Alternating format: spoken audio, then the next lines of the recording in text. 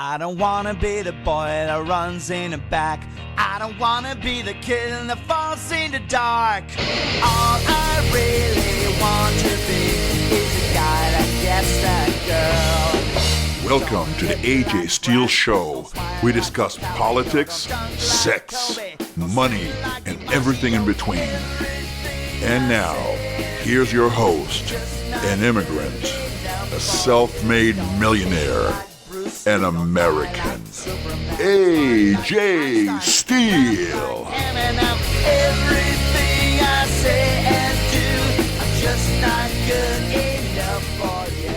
I don't wanna be. Hello out there to all of our fans. I'm so happy to be back with you on a show that discusses politics, money, sex, and everything in between. Today we're going to talk about money and about stupidity.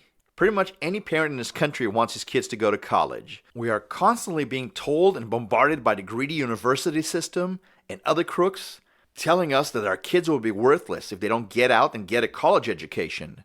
And in the process, they would spend tens of thousands of dollars, maybe hundreds even, hundreds of thousands of dollars, and they would get in debt.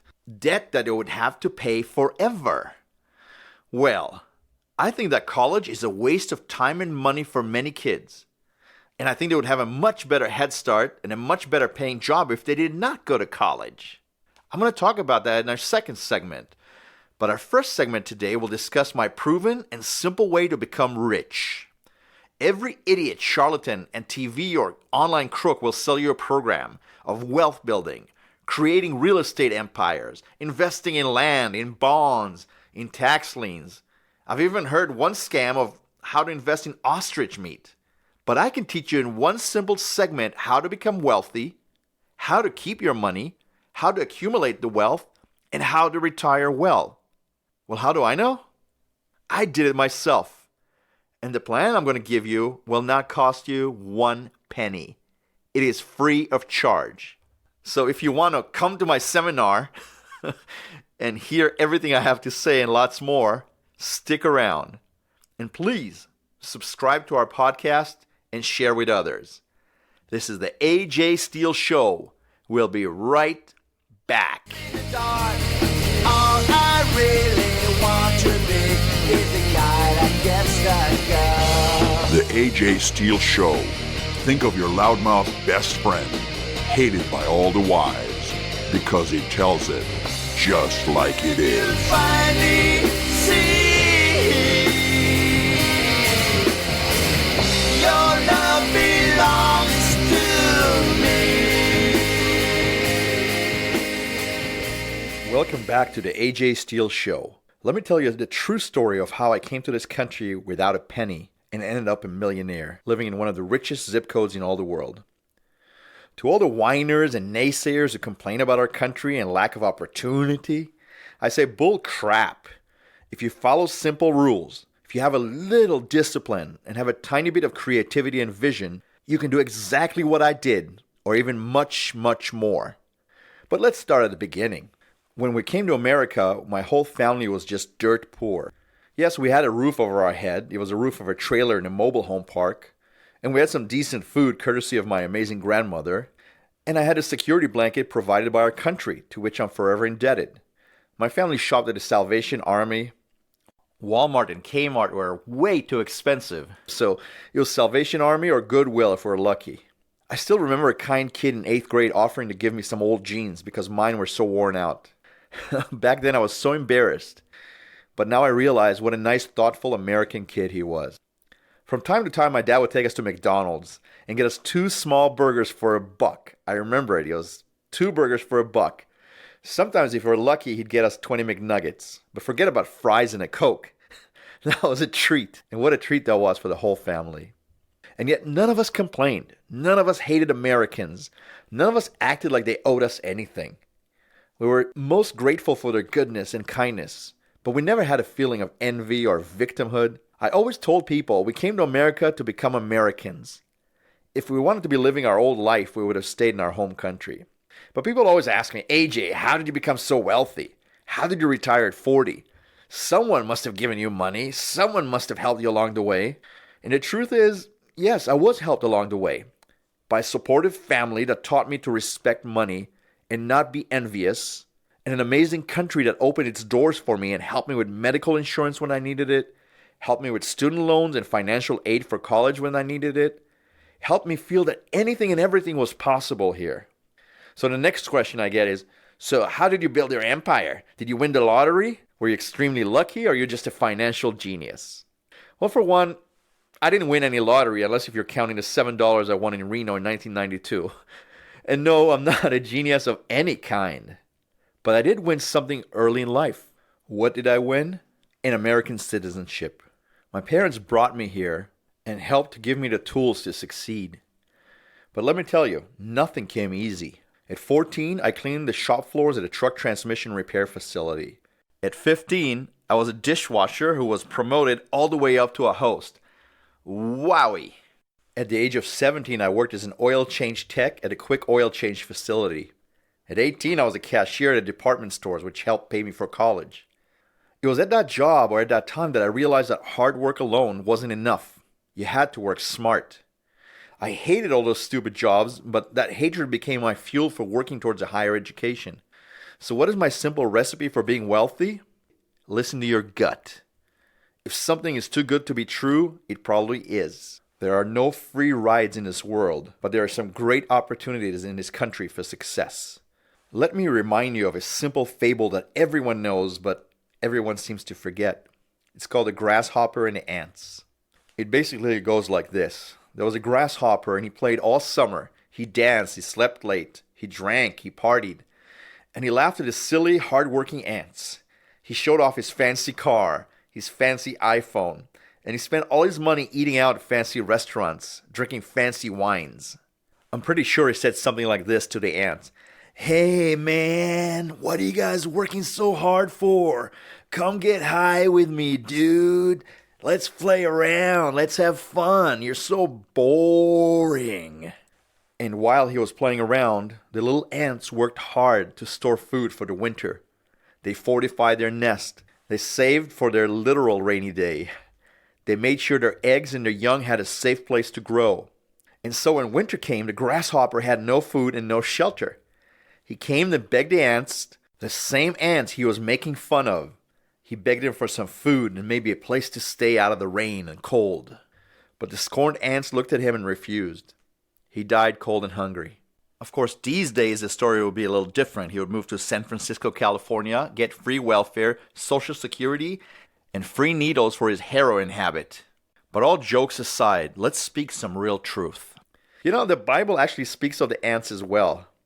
In the biblical book of Proverbs 6:6-9, it says, Go to the ant, you sluggard, consider her ways and be wise, which having no captain, overseer, or ruler, provides her supplies in the summer and gathers her food in the harvest. So what does the Bible and a children's story mean to our financial and mental well-being? Everything. And when I get back from the break, I will tell you my simple, time-tested plan to becoming wealthy. And no, I'm not selling any courses or any CDs or books. This plan is free. And this is the AJ Steele Show. You're listening to the AJ Steele Show, where no topic is off limits, no discussion too harsh, no truth more true. The AJ Steele Show, we tell it like it is. All I really want to be is a guy that gets the girl. All I really want to be. Welcome back to the AJ Steele Show. I'd like to remind all of you who enjoy our shows to please subscribe to this podcast and help spread the word. Now let's get back to my financial security and success show. Let's get down to the brass tacks of my plan. If you follow it, I know you will be better off than most Americans and most inhabitants of this planet. So part one of my plan, and probably the most important, is live beneath your means. So what does live beneath your means mean? It means if you make $100, spend $70 and save $30. If you make $50,000, save $15,000 and only live off $35,000. If you make $100,000, put $30,000 away a year. At the least, you should save at least 15% of your salary. You can put it in a 401k, an IRA Roth, or just put it in a regular savings account and pretend the money is in there. When you get a bonus or a raise, add to the savings and live off the old salary number. In other words, don't spend everything you have or any more than you have. Always spend less than what you make. That's a good way to start saving money. Number 2, maintain good credit. Always pay your bills on time. This will increase your credit score and save thousands of dollars over a lifetime of fees and high interest rates. Most people don't realize that if you have really good credit, your interest rates that are charged to your credit cards, to your car loan, to your home payments are lower. People with bad credit pay a lot higher interest rates, so it's kind of a sad cycle. If you don't pay your bills on time, your interest rates rise, and then you owe more and more money. It's a horrible cycle. So people always ask me, what do I use a credit card? What do I do? Well, I'm not really against credit cards, but you need to use credit cards wisely. I always try to get credit cards that have really low fees and they have great cashback benefits. I use the credit cards for almost every purchase, but I never buy more than I can afford, and I always pay off my debt at the end of the month. In other words, you should never charge an amount that you can't pay off at the end of the month. Now, sometimes you do have to take longer term loans, maybe to get your teeth fixed or things like that. Try to get a 0% interest credit card and pay it off in the time allotted. So in other words, if it's 0% interest for 12 months, pay it off in 12 months. Don't carry the interest any longer than that, because that's when it starts to cost you and hurt you. Number 3, eat at home and only go out on special occasions. That means no Starbucks, sorry. No Pete's. No expensive fancy restaurants. No expensive wines. Sorry for all you drunks out there. Be reasonable. Spend money when you have to spend money, and then on special occasions go out, but you can't do it on a daily basis. That stuff really adds up. You can shop in discount stores, in value stores like Costco or Walmart. Another thing a lot of people do is they buy a new car every 2 years. That's the stupidest thing I've ever heard of. You buy a good base model, you pay it off, and you drive it until it dies. That's what I do. There's no need to buy a $1,000 iPhone. You can get a perfectly great new phone that will do most of the same stuff minus the bragging rights for less than $200. You can also cut your cable cord for your TV. With today's digital broadcast and a $100 antenna, you can get 50 plus TV channels for free. Absolutely free. So think about it. If you pay $100 a month for cable TV, you multiply it by 12, that's $1,200 a year. Let's calculate this for 10 years. So over 10 years, you would pay $12,000. Over 20 years, $24,000. Over 30 years, $36,000. You know how much stuff you could do for $36,000? Anyway, I think you catch my drift. I'm just giving you a few examples here, but there's lots and lots of examples in all of our lives where we could save money. We could live a little simpler. We can live beneath our means. And that's one of the main ways to start accumulating wealth and start accumulating a savings that leads to eventual wealth. Number 4, try to buy real estate at the right time. So people are going to ask me, well, when do you know when the right time is? I don't think it's that difficult at all. There's a very, very simple answer to when is the right time to buy and when is the wrong time to buy. And it goes like this. If everyone is buying, hold on to your money because prices go up. You know when you buy when everyone is selling. In other words, don't follow trends. Follow the opposites of the trends. If everybody is buying, hold on to your money and save money until a time when everyone is selling. And that's the time to buy. That's how millions and billions of dollars are made in real estate. All the money made in real estate is made in how you buy. When you buy real estate in a time when no one else is buying, usually interest rates are low and you pay a lot less. So you have a lot more equity when the value starts going up. It's extremely simple, but most people don't get that concept. People are usually like sheep. When everybody's buying, they buy. When everybody's selling, they sell. That's how they lose their butts in real estate. Don't follow trends. Go against a trend. That's how you make money. Now, you never buy something that you will struggle to pay for. I always make sure that I get a 30-year fixed loan. You can always pay it off early, but don't buy any of those short-term low interest and no interest loans. I have many, many friends who are mega millionaires and who used to laugh at me. Oh, AJ Steele, you're so conservative. They took a bunch of these crazy loans, no interest or interest only loans. And in 5 years they come due and then they have to start paying lots of interest. And all these people laughed at me and they made fun of me. They were buying $2 and $3 and $4 million homes while I was buying $150,000 homes, $200,000 homes. And then all of those crazy loans came due. And you know what happened? They lost all of those homes. All of them went bankrupt and lost their homes. And you know about me, the simple guy that they laughed at that had a 30-year fixed basic loans I knew I could pay for? I still have those homes. And those sacrifices I made early in life and all those investments I made in homes are the reasons I retired in my 40s and are the reasons that I have time now to sit here and talk to you and tell you all the simple secrets of how to succeed in life. So in summary, these are the keys to success. Save your money. Live beneath your means. Invest when you get a chance. But always follow your gut. If something doesn't sound right, it probably isn't right. So remember, the grasshopper never wins. It's always the little ants that laugh at the end. This is the AJ Steele Show. We will return with our conversation on the stupidity of college. It's going to be a good one.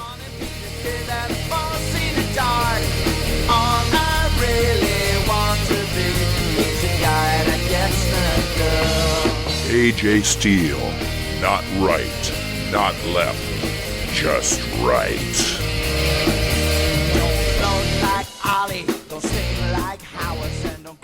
Welcome back to the AJ Steele Show. I would like to thank all the people who listen to our show and follow our podcast, our social media accounts, and also all the great people who help spread the word about the AJ Steele Show. The response has been overwhelming to me and to my dedicated staff, and we plan to continue giving you challenging, intelligent shows with a little sprinkle of fun and maybe a little bit of stupidity included. My next topic has a lot to do with stupidity. It's about college. Is college an overhyped, overpriced waste of money? Americans hold $1.56 trillion of student loan debt. $1.56 trillion and growing. 44 million Americans have college loan debt. 69% of students who graduated in 2018 owe about $30,000. $30,000 apiece, and that doesn't include all the parent assistance and all the loans taken by the parents. Well, let me state a few facts or things that I believe in. I personally went to college. It cost me a lot of money. I ended with about $60,000 or $70,000 of student debt, all of which I paid back. But after going to college, after graduating, I also went back to college for a vocational program. A program that gave me a job and led me to the future that I had, a future that was very successful in business, a future that had to do with investments and also with running a huge corporation. So I'm not anti-college, and I don't think all college is bad. So yes, having a college degree opened a door for me, but it didn't really prepare me for life, and it didn't really do anything for me as far as success. I would say that most of my success was due to hard, smart work. And that's something that you either have or don't have. No college can teach you how to do that.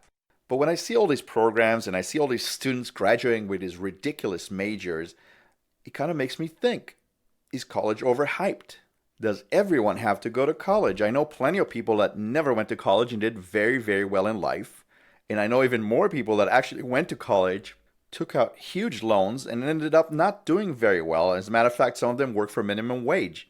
Some of them are still lamenting the fact that they went to college to begin with. Let's think about some of the majors that these so-called colleges are offering these days. Majors like art history, psychology.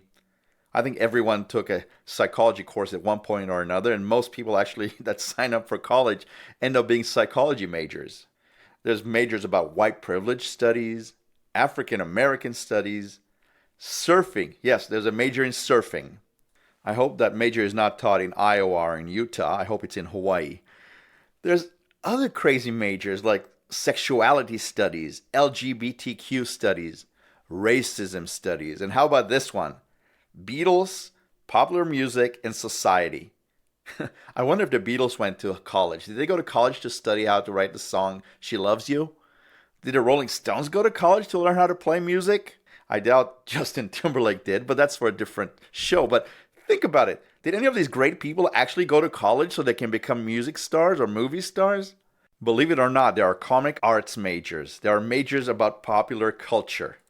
Let me guess here. They have to watch TMZ, they have to watch The View, and they have to read People magazine and the National Enquirer as a homework assignment for the popular culture major.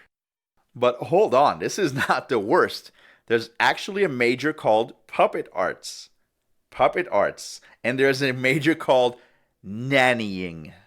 There's an actual college major. Somebody actually goes to school. It takes 4 years to get a bachelor's in nannying. Boy, was I wrong about nannies. I always thought that in order to be a good nanny, you had to speak Spanish and be an illegal alien. Or in a different kind of situation, you could be Swedish, blonde, about 5'9", super hot, and have a cute smile. I actually dated a few of those nannies in my day, and you know what? I don't remember any of them having a bachelor's degree in nannying, a master's degree in house cleaning, and or a PhD degree in how to walk the dog and sleep with a very, very rich boss that hired them. You know, growing up, I had a really lazy friend who was always resting. We used to say he graduated from the University of Sleep. And I actually wonder if there really is a major now called sleeping. I bet Mike Lindell from My Pillow fame could be the dean of that school. Heck, maybe I should teach a class called How to Get Rich While Fleecing High School Grads, Their Parents, and the American Taxpayer. Did Van Gogh go to college? Picasso? Beethoven? We talked about the Beatles already. Did any of these people go to college? I wonder. Now, I do believe that some college programs are absolutely necessary, and I'm completely convinced that college is a very good thing for some people. I like things like vocational degrees and programs, things like medical school to become a doctor, engineering schools, nursing schools, any kind of degree that leads to a good job. I have no problem with any of those. But I also know that some people weren't made for college, and they could take vocational training classes like for farmers or electricians, plumbers. Do you know how much plumbers make in California? They make $90 to $120 an hour. Electricians make anywhere from $30 to $70 an hour. And mechanics, that's a completely different story. I have a friend who's owns a mechanic shop, and he told me, I can't find anybody to hire. We pay $40 to $50 an hour, but nobody wants to work. The kids today, they can't even hold a hammer. They don't know what a wrench is. They're used to everybody doing stuff for them. So all these kids, all these foolish kids that could have gone to a vocational program, could have studied to be a mechanic or a plumber or a construction worker and make a lot of money, instead they're stuck in college taking stupid majors that lead them to getting minimum wage jobs. So why is this all happening? I'll tell you why. I think the college industry is just another huge business model that shames you for not buying into it. I don't have a problem with private universities. They're okay with me because they're not tax sponsored, so they don't bother me. If you want to charge something to teach some inane, stupid class and you don't get any kind of money from the government, I'm fine with it. Let people go there if they choose to.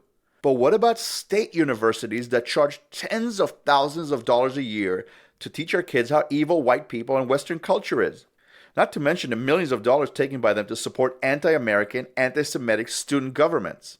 Are you aware that tuition fees go to pay for these student governments that are usually run by Black Lives Matter type people and Islamic fundamentalists? Do you know that those tuition fees that our poor kids struggle to pay and take loans for, that those fees pay into all this kind of left-wing insanity in our colleges? Give me a break. They charge tens of thousands of dollars a year. And what about all these professors that use their class time to incite and raise new radical left students? They rail against capitalism and the West. They support communism and socialism. But meantime, they're collecting six-figure salaries and incredible benefits. And who pays for that? The tax-paying public, you and I. The taxpayers that sponsor these jerks are the same people these jerks rail against. These people get a six-figure salary, incredible benefits. What about their tenure? These worthless professors get to teach in perpetuity with no oversight or consequences to the drivel that they teach. Some of them are actual rapists and pedophiles, and they still get to stay because they have tenure. So these are the idiot teachers who teach our kids all this stupid crap And then our kids have to pay for it. They have to take loans for it. And then the taxpayer is on the hook also to pay for these jerks. And what about the greedy administrators? I personally know a few college chancellors, and they bring in more than $500,000 a year. That's $500,000, and it doesn't even include benefits and full retirement.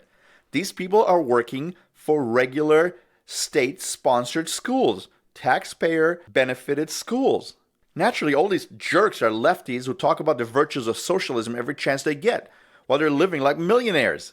Kind of reminds me of Bernie Sanders and his greedy wife. Bernie's that failed jerk pretending to be a communist who's running for president, and his fat wife was the president of 2 colleges. These 2 phonies claim to be communists, and yet they earned $1.7 million in the past 2 years. They are communist 1%ers. How convenient.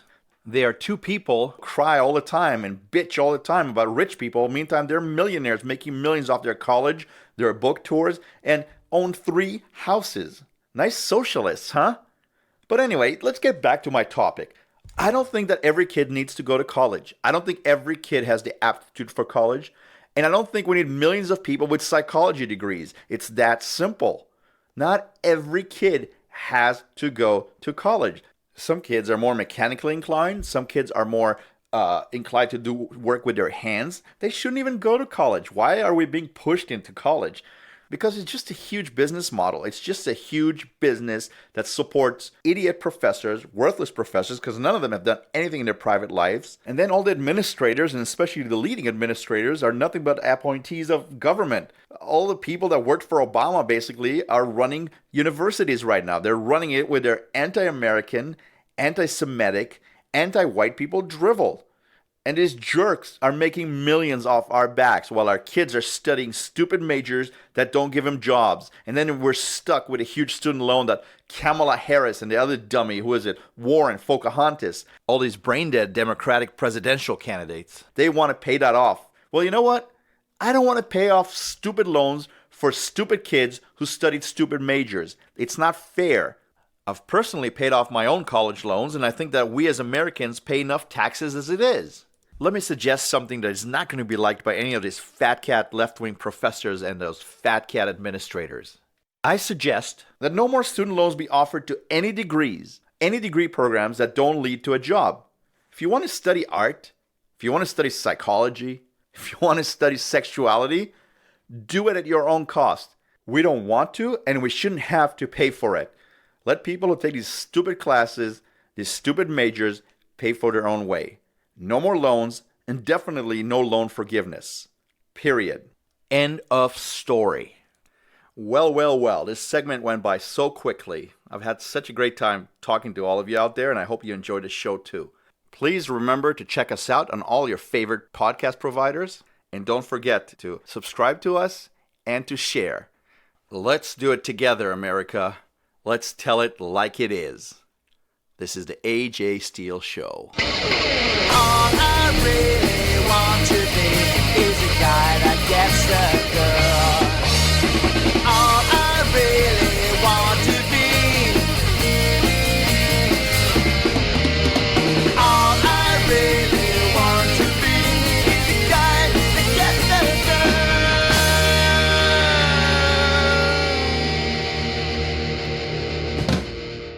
The AJ Steele Show, copyrighted 2019.